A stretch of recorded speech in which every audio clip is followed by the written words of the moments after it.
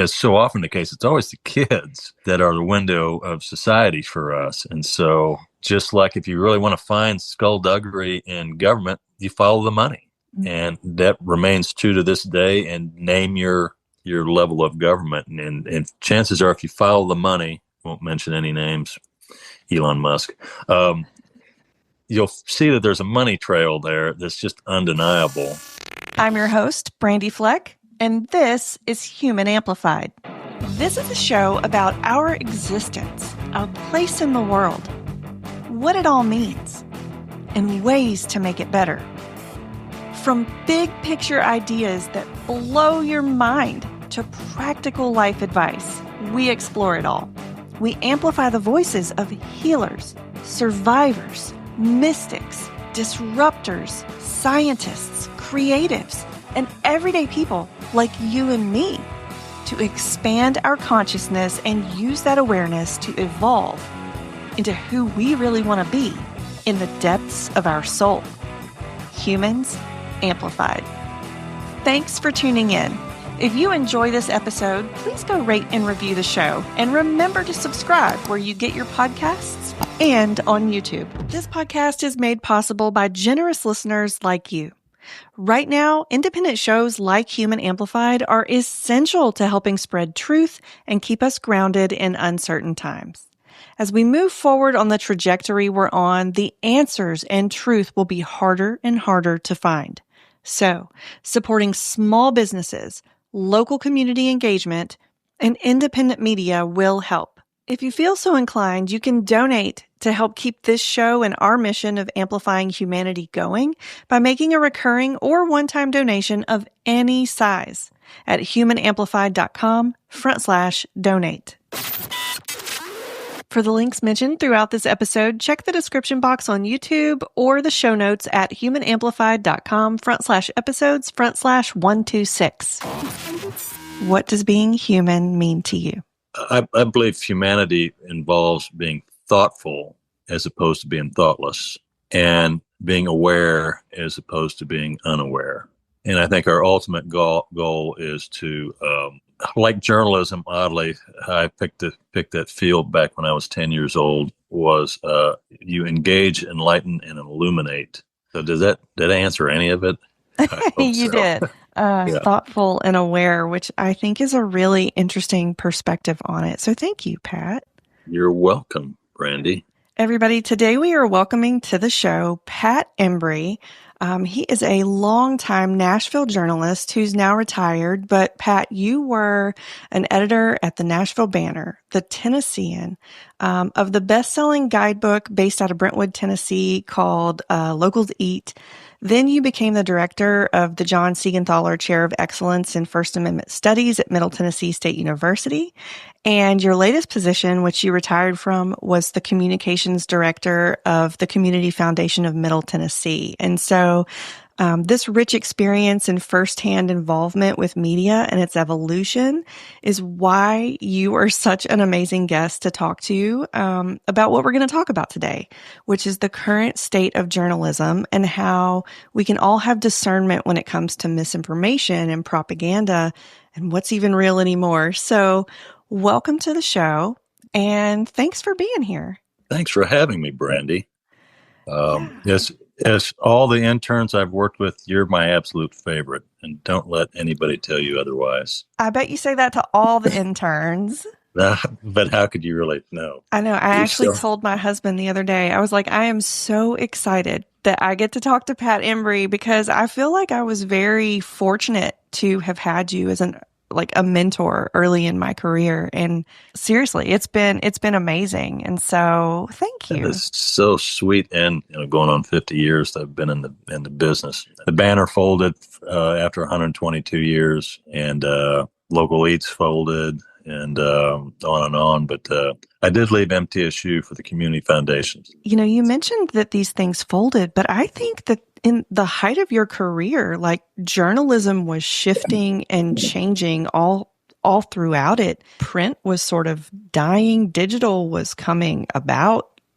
so much changed as you were in the throes of it. Yeah, I was told when I went to journalism school in the mid-'70s, that's how old I am, that, oh, you don't want to go into journalism because the journalism programs are packed to the gills. This is right after Watergate. Everybody had vision that we all look like Robert Redford and Dustin Hoffman, and people will meet you at a parking lot and tell you all these secrets. And I told people at the time, well, it's too late because that's all I've ever wanted to do since I was 10 years old. So, and I certainly knew enough from growing up in a small farming community that I didn't want to work at a farm. I had factory jobs. I had my first job had a paper route when I was 10 years old, and ended up having three. And that's just a small town, so it's only a mile wide. So it's not like I wasn't old enough to have a car. And back then, you didn't throw the paper unless the dog was chasing you.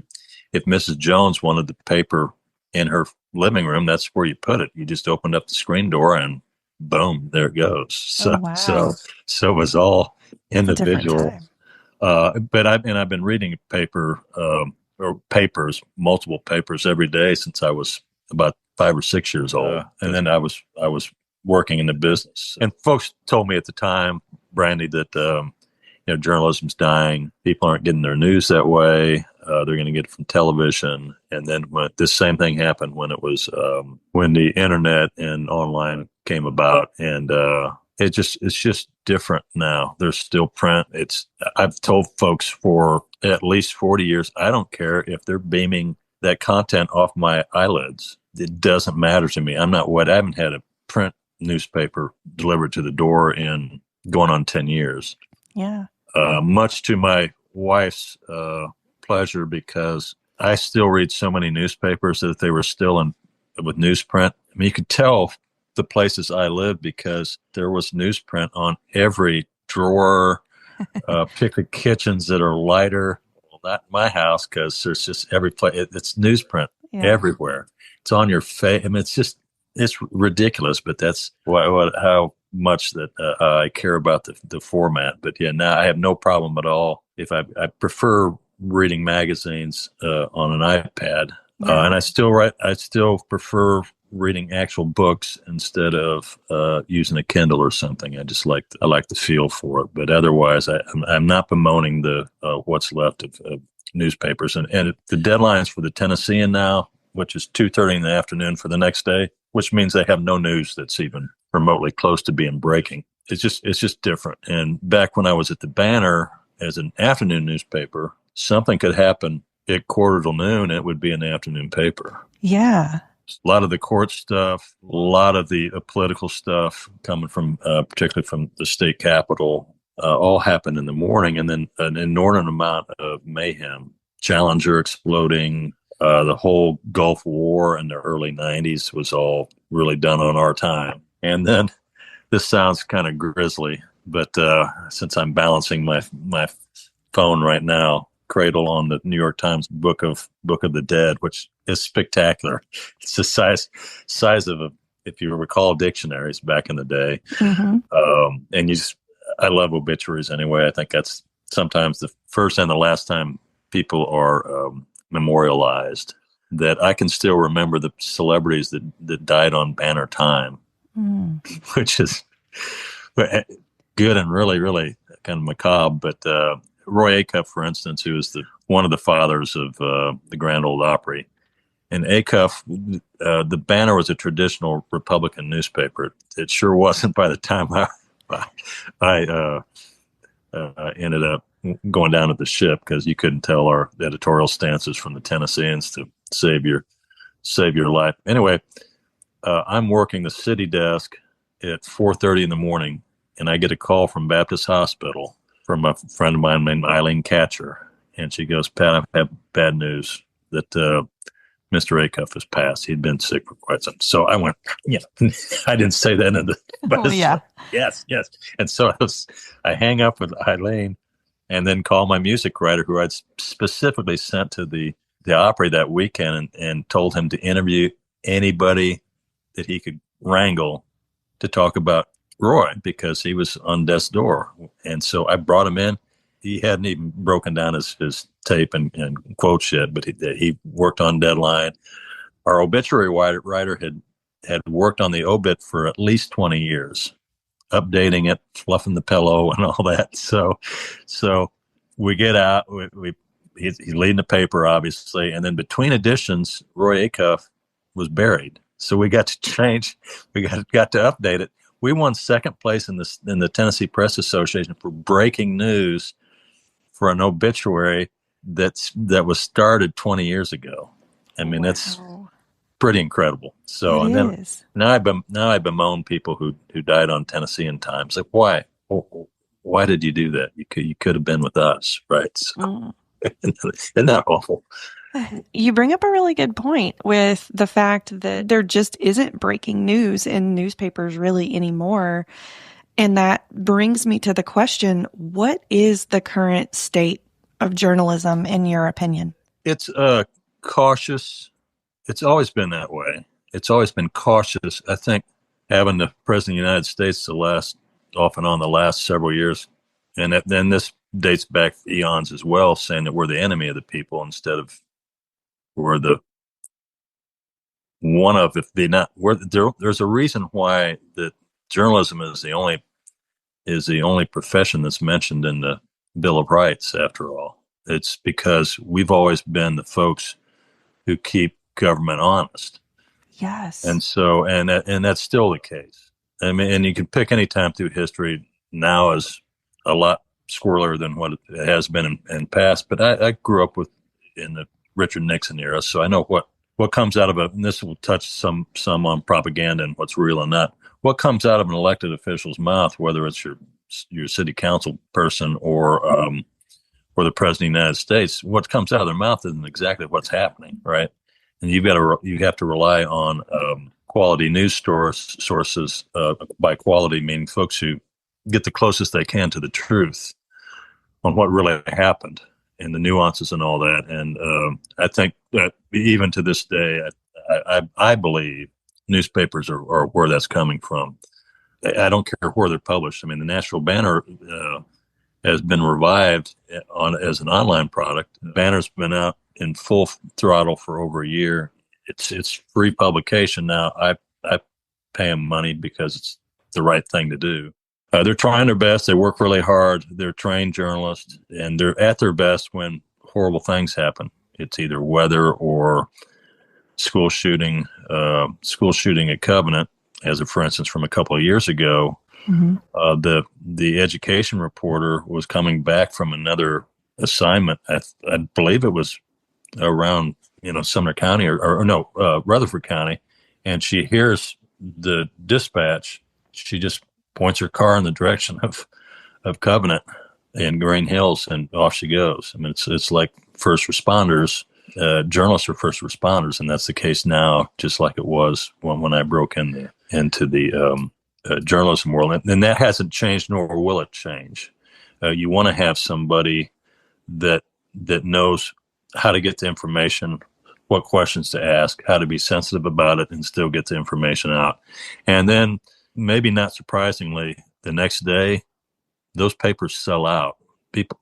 You don't really know that something's existed until you can see it in print, which is odd if you think about it. But if you think about, name your wars and conflicts and so many things that happen in life, what do you remember the most about it? Most of the time, it's a still photo, even though everything's on video right now. Yeah. Still the still photography that is what you remember. And the Tennessean's case with the Covenant shooting, the photographer, a young journalist named Nicole Hester, she had the shot from there since it all happened. Boom, boom, boom. Now you can go and see. It's very disturbing to see the security camera inside the school, but you can pull that up and still see it. But the shot is that she was named a Pulitzer finalist for, was a shot of they were busing all those kids out and down to the a church and just down the street from me in Green Hills, and this little girl with tears in her eyes has her face pressed against the glass of the bus. I remember that photo. Yeah, well, That's an example. And there wasn't anything else to shoot down there anyway. I mean, the kids are ultimately, as so often the case, it's always the kids that are the window of society for us. And so just like if you really want to find skullduggery in government, you follow the money. Mm-hmm. And that remains true to this day. And name your level of government. And chances are, if you follow the money, won't mention any names, Elon Musk, you'll see that there's a money trail there that's just undeniable. If you go back to what being human is about, human is also being about, what does history show us? Stay up on your history. If we just did that, there's nothing happening in Ukraine that's not happened time after time after time through history. And we've seen the likes of Donald Trump before, demagogues and autocrats and the Gilded Age when an inordinate amount of people had most of the money. We've been here before, so if you just keep to that, then you know to not be surprised. One and two, let's take care of each other, and if we can do that, then we'll be okay. But I believe journalism is still front and center on it. Separates us from total mayhem. So, but it's easy to downplay. I worked at the Banner 18 years, and 16 of the 18 years, we lost circulation because it was an afternoon paper. I was asked every single day, when's the Banner going to fold? Every single day for 18 years in some way, shape, or form. Pat, I think one thing that really stood out to me when you were talking is you described journalists as, I think you said they get the closest they can to the truth. And that's what is hard for me personally right now. And I think that other people struggle with. So I'll give the example of the Super Bowl. You know, there's a lot of stuff going around right now, and this episode's going to come out in March. So just for, listeners, we're recording this in February, a couple weeks after the Super Bowl. And there are stories going around about how President Trump was booed, but Fox chose to edit that out or not cover it. And then there are people saying, well, the rest of the world saw it. You're not fooling us. Why are you trying to present it in a different way? And it's really difficult to tell what actually happened if you weren't there. So what would you say someone should do to even know what the truth is or who got closest to it? Well, you mentioned the network, right? Yeah. Well, I mean, I don't think anybody... There are people, and the sport I watched. The only time I watched Fox, just to be brutally honest, is a sporting event. Maybe I'm jumping the gun on propaganda. There's no question that the commentators, and they're not reporters, every night on Fox are spreading propaganda for the Republican Party and in particular for the president. So, and I don't think they make any bones about that. That's how Rupert Murdoch set up and Roger Ailes as his devil in charge back in the day. It was totally set up that way. And there's never been, contrary to popular belief, that newspapers and the media, which I hate that expression, the media, like there's the media. There's never been a TV station like that, national TV station like that, set up like that. The progressive / liberals, whatever you want to call folks on the other side of the blue states. We've never had MSNBC is a wisp of what Fox is. So of course, Fox is not going to show the president being booed. There's some stuff that makes good TV and some stuff that doesn't. I don't think that's a calamity. The one of the hardest things for me, back to journalism, Brandy, is if folks say, "Well, I don't want to pay for my media," and you go, "Well, do you know? Have you followed media through followed television through the history of television, or followed newspapers or magazines or whatever? What do they all have in common? They have advertising." And it was in the 50s, or let's draw it up to the 70s, maybe catch a few more of your viewers, listeners.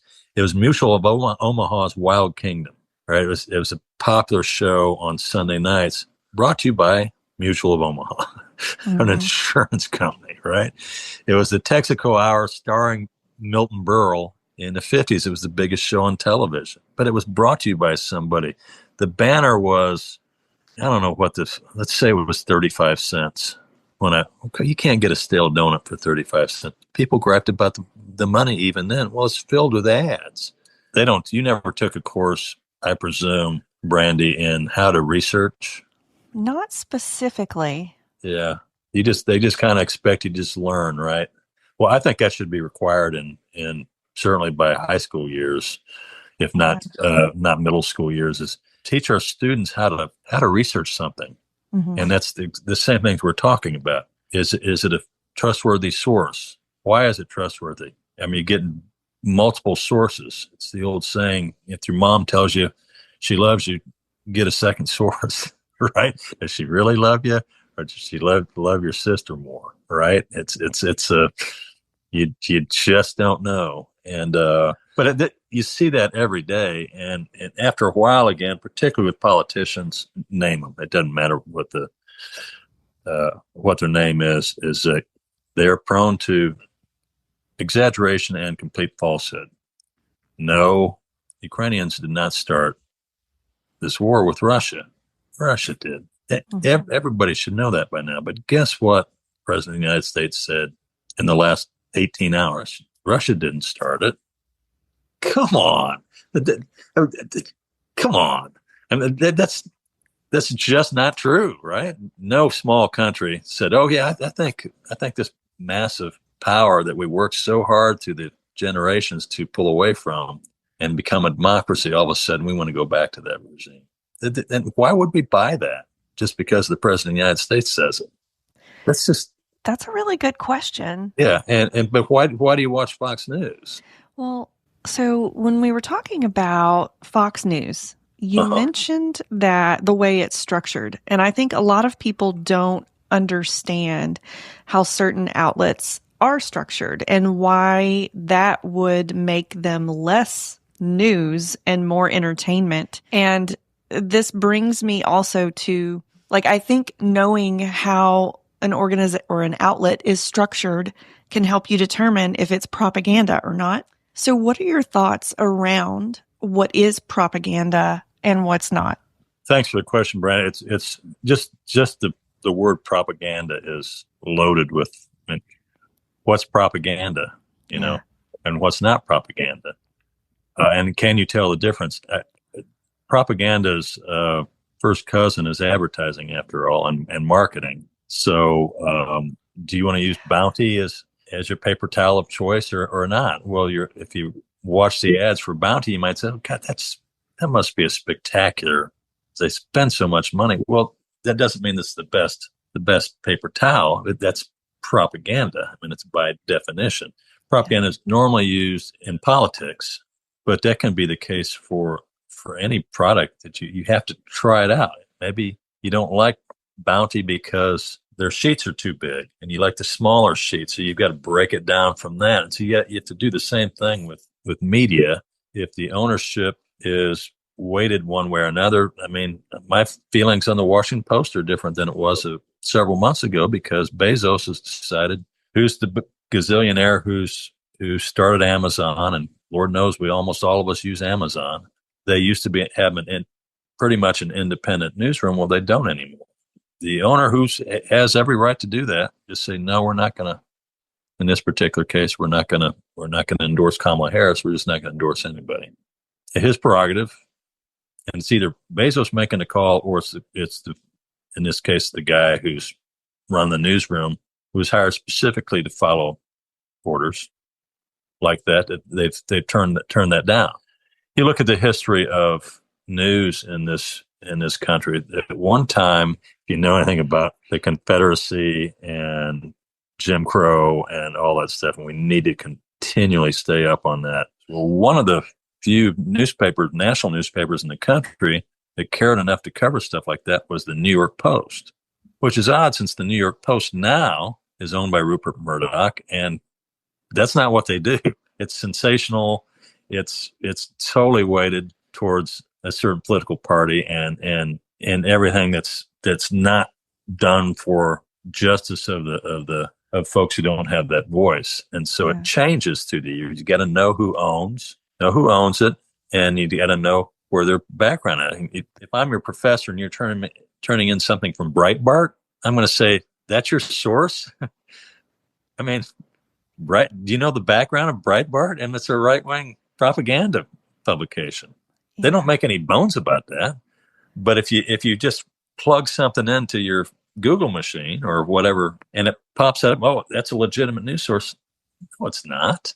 And where it gets even muddier is, okay, it's a Forbes byline. Well, Forbes is a respected, even though the owner is a right-wing businessman, but he's not a right-wing businessman. It's Steve Forbes, who ran for president here several years ago. But part of the reason why they're still alive, they sell the right to, you and I have a story in there brought to you by Forbes and have no background to it at all. We paid for the right to be published by Forbes. And so it becomes still with the Forbes byline on it. That doesn't mean it's legitimate, right? But you can't do that unless it's on the op-ed page. You can't do that with the New York Times.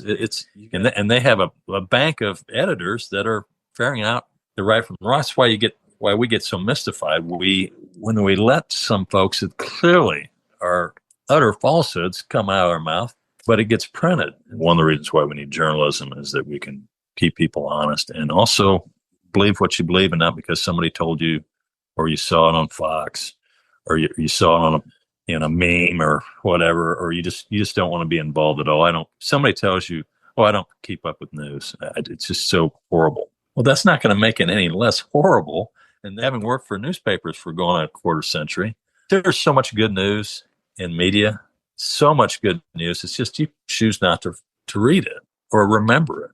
Heartwarming stories. Every obituary is a story about somebody perhaps nobody's ever heard of. And you read about common people, maybe your mom or dad or grandfather or grandmother, that had wonderful, wonderful behind the scenes lives. And it's important that we herald that. But you turn on any local TV station in the country and you'll see, because there are photos involved, pictures involved, video involved, it feels like there's mayhem in the streets every single night.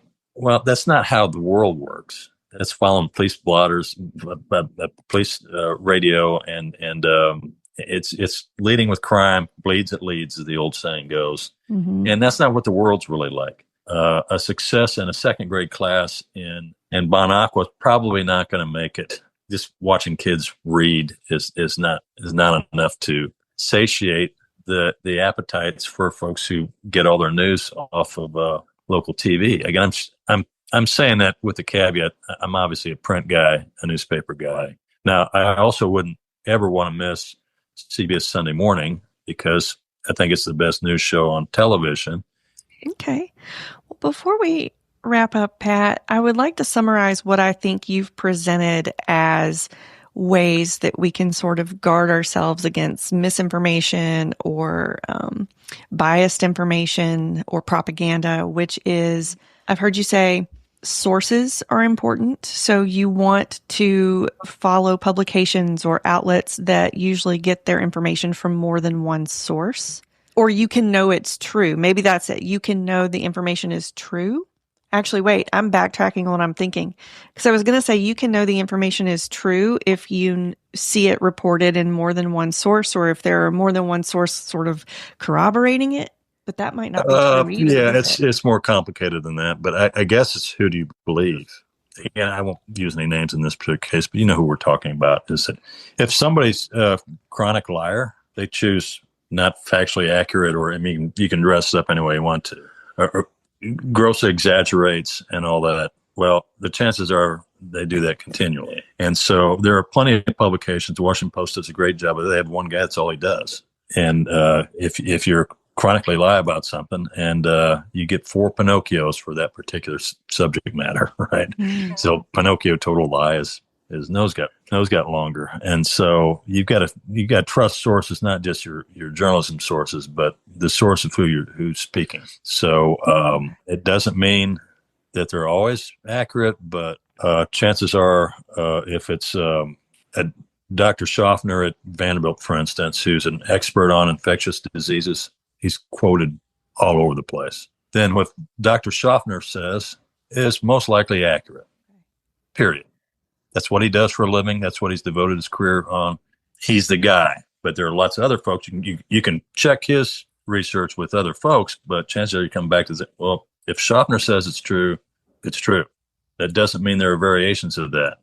Even if there are 2% of the people who took the COVID vaccine had bad reactions, then that's 2%, but 98% of people didn't. Does that mean you throw out the vaccine because 2%?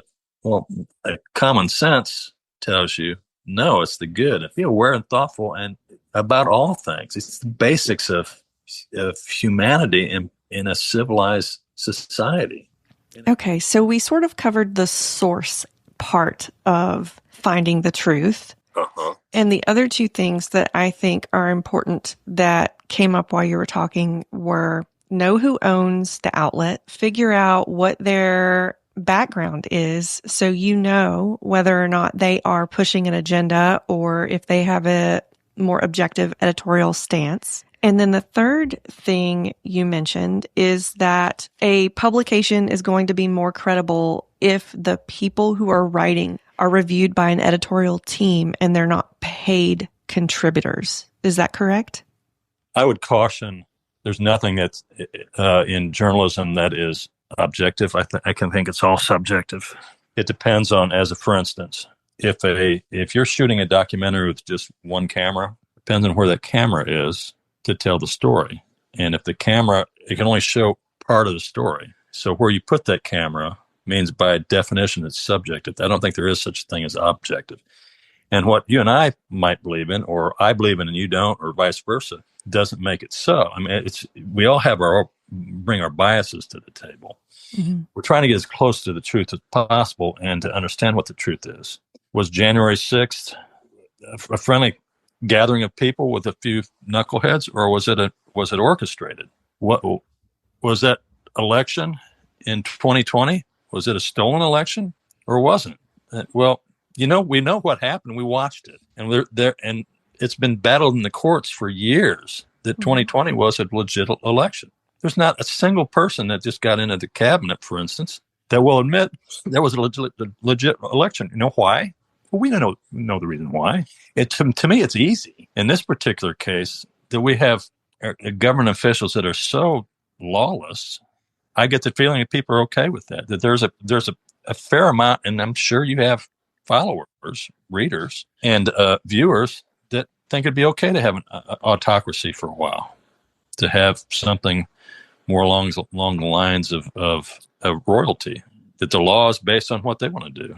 Well, that's not what I believe, and I don't believe the general public is. But if you don't say anything, and people forget that Germany was a democratic country in 1932, it wasn't 1933 and 34, and it took a shocking little bit of twisting the dials, and it's always law and order. And why are we worried about the rest of the world when we can't worry about ourselves? And people don't look like us, different colored skin, they worship differently, are bad people. This has happened throughout humankind, and it's happening right now. And if you're thinking, that's the thoughtfulest thing. You know the difference. And you got to trust your senses. This is just not right. Probably not right. Right. And pay attention. Who's cooking your food? Who's mowing your grass? So you got to know that stuff. Think. And money can whitewash a whole lot of stuff for folks, right?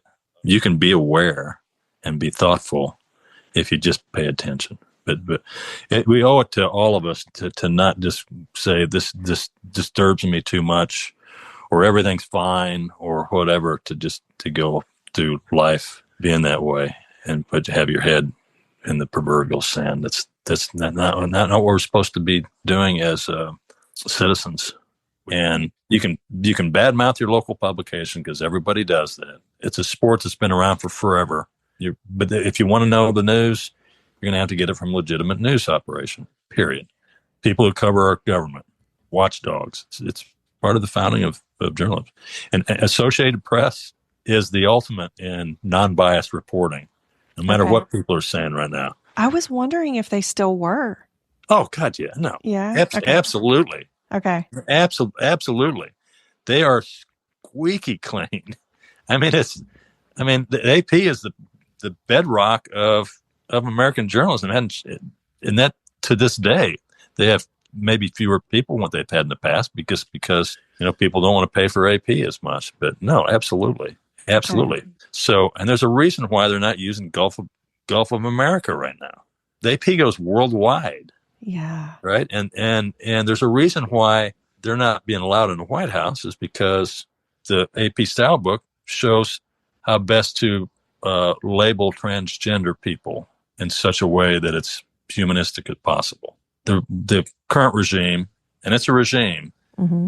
they don't agree with that. They want it to either be wiped out, like they want to wipe out history, Yeah. or they want the rules to be what their rules are. They want to control the narrative. They want to control the narrative and everything about it, and then they want to punish their enemies. Well, unless you're for them, you're way against them, right? That's what bullies do. That's what autocrats do. That's what dictators do. It's a takeover. It's a hard time and a great time to be a citizen right now. We've got so many great things going on, and yet we continue to keep our heads in the sand. So one closing thought that I would love to end with is that when I was coming up in school for journalism, we used to talk about how journalists are the writers of history. We are the first line of recording history. And if the standards go down, or if the narrative is allowed to be controlled by someone who has an agenda, then the record of history is not accurate. So what, and I didn't plan to ask you this, but how do you define truth? How do you define truth? Truth is always in the eye of the beholder. Okay. For starters, there's no such thing as truth. There is such a thing as what's actually happening and why it's happening and how we can promote it or disallow it in our society. And across the board, and sometimes it's an easy answer to me, and sometimes it's a harder answer to me. You have to have people in charge that do stuff. You have to have experts doing stuff for a living. You can't throw away as much as politicians now want to do that. The checks and balances. They don't want journalism schools, for starters. They don't want anybody to do journalism because they don't want anybody checking on them unless they're kowtowing to the party line, right? It's what you learn from as a parent. No, you can't have a cookie before dinner. You just can't. Well, why, Mom? Because it'll spoil your dinner, and you'll end up all you eat is cookies, which is not healthy for you. Mm-hmm. And you can explain it to them, but if you leave it up to just anybody, I'm going to eat a cookie. that makes sense. Well, don't let people just eat cookies, right? Don't let yourself just eat cookies for consuming things. There's always a bias. The journalism is the most important profession, and it always has been in a democracy. You have to have them. That's the first thing dictators do. They get rid of the journalists. Mm-hmm. They don't want anybody watching them. That's what's happening with AP right now. Yeah. They get rid of the real ones and then call the propaganda machine journalism. Absolutely. Yeah. There's no journalism about them. He's sticking a mic in your face and you blather on about whatever. They're not fact checking squat. In fact, I get the impression that most people don't give a damn if it's fact or fiction. Hard work never hurt anybody, and doing the right thing never hurt anybody. Try to treat people the same as what you would like to be treated in. And I believe that most of the journalists I worked with through the years believe in that. That's why they're journalists. A lot of easier ways to make a living, and working on deadline is something that is not cut out for everybody. And I'm thankful that I've been able to thrive. And I'm thankful that you're another intern, Brandy, that has some fond things to think and say about me and my advice to you, because it could be so much worse. Absolutely. Yeah. Yeah. I hope I've been a good influence on now generations of journalists I know you in the have. Nashville area. Then Yeah. not hard to check up on me. 'Cause I've probably worked with most people. Yeah. So yeah, I love the whole profession, and obviously can't live without it. Thank you, Pat, for your insight today and for your contribution to journalism in Nashville. And I just feel very grateful to have been able to talk to you today. And Oh, so, yeah. thank you. But I appreciate all the kind words. Yeah. It always thrills me and warms my heart that folks I've worked with that are younger than I am, which is most everybody at this stage, have made such great successes of each other and have families and are making a difference every day. So I very much don't take that for granted and very much appreciate it. Yeah. Okay. Thanks for tuning in. Check out more of our episodes here and at humanamplified.com. Remember to subscribe.